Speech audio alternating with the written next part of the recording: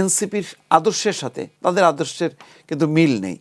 তো এইরকম তার মানে সুবিধার ঐক্য, স্বার্থের ঐক্য।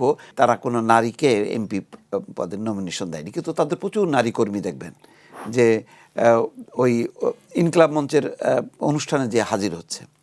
তো এটা এই ধরনের তৎপরতাটা এটা অনেক সময় মানে একটা প্রতারণামূলক হয়ে যায় অনেক সময়, যে আমি আমার পরিচয়টা লুকাই দিয়ে আর একটা সংগঠনের শক্তিটা বাড়াচ্ছি।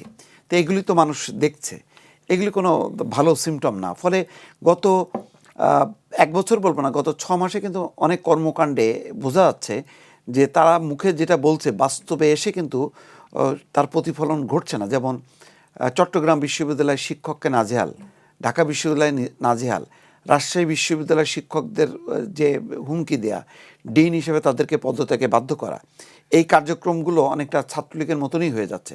তার মানে এই তারা নির্বাচিত হওয়ার সাথে সাথেই ভবিষ্যৎ হোক নিরাপদ, বিনিয়োগ হোক বিশ্বস্ত, আর আমার পছন্দ সল্ট বে।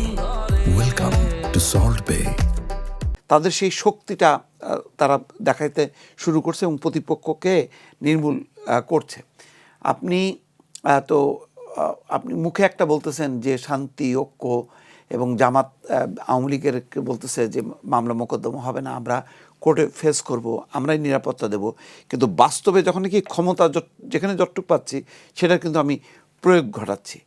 এটা আবার দেখেন একটা যে জোট করলো সেই জোটের আদর্শিক জোট হওয়ার কথা, সেখানে দেখা যাচ্ছে আসন ভাগাভাগির অবস্থা এমন যে এখন ইসলামী আন্দোলন এবং খেলাফত মজলিস বের হয়ে যাওয়ার উপক্রম হয়েছে।